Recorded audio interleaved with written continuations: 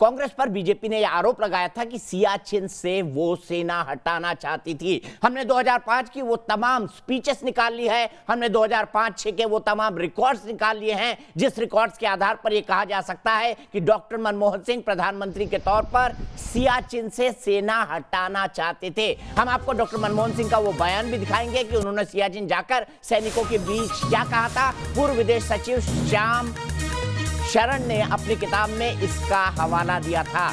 सियाचिन से अगर डिमिलिटराइजेशन हो जाता तो भारत की स्थिति बेहद खराब हो जाती। पूर्व पीएम मनमोहन सिंह चाहते थे सेना हटे। आर्मी चीफ और एनएसए ने मामले में दखल देकर आखिरी वक्त पर इसको रुकवाया था। लेकिन सवाल ये उठता है कि आखिरकार यूपीए सरकार ये क्यों सोच रही थी कि पाकिस्तान को एक बड़ा फेवर दे दिया जाए और सियाचिन से सेना को हटा दिया जाए। ये अपने आप में एक बड़ा सवाल है। सियाचिन क्या है, हम आपको पहले ये समझा देते हैं। सियाचिन है देश ही नहीं दुनिया का सबसे ऊंचा बैटलफील्ड, जहां पर हमने 1984 में कब्जा किया और पाकिस्तान को घुटनों पर ला दिया। सियाचिन में हम जितनी मजबूती से खड़े होते हैं उतनी ही मजबूती के साथ हम पाकिस्तान का मुकाबला कर सकते हैं। डिमिलिटराइजेशन की 3 बार कोशिश हुई, 1989 में हुई, 1992 में हुई और सबसे लेटेस्ट 2005 में हुई है। मैं आपको वो संदर्भ, वो तमाम बातें बताऊंगा अभी। आप समझिए इस खबर का मतलब क्या है, कितनी महत्वपूर्ण है। ये उन इलाकों में था जहां पाकिस्तान की तरफ से भी विदेशी परवारोही इस पहाड़ी इलाके आते थे।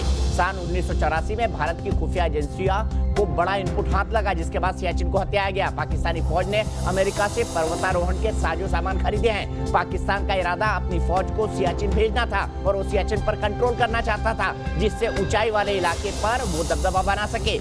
ये साजिश तब भी परवेज मुशर्रफ ने रची थी, जिन्होंने करगिल वॉर रचा था। भारतीय सेना ने पर्वतारोही टीम की शिनाख्त की, सैनिक टुकड़ी को ऊंचाई वाले इलाके कब्जाने का आदेश दिया गया और भारतीय सैनिकों को पाकिस्तानी सियाचिन पहुंचते उससे पहले सियाचिन में हम पहुंच गए। थोड़ी बहुत झड़प हुई और झड़प के बाद पाक टुकड़ी भाग गई। तब से दुनिया की सबसे ऊंची बैटलफील्ड पर तिरंगा लहरा रहा है और ये हमारे शूरवीर सैनिकों का कमाल है कि -40 डिग्री की ठंड में वो वहां पर ड्यूटी देते हैं। 2017 में श्याम शरण ने किताब लिखी थी और किताब में उन्होंने लिखा था कि पूर्व पीएम मनमोहन सिंह और पूर्व एनएसए शिवशंकर मेनन इस किताब में मौजूद थे। उन्होंने बताया था कि कांग्रेस सरकार ने 3 बार सियाचिन से सेना हटाने की कोशिश की। ये कोशिश पाकिस्तान के साथ बातचीत के बाद की गई। 1989, 1992 और 2006 सबसे लेटेस्ट कोशिश।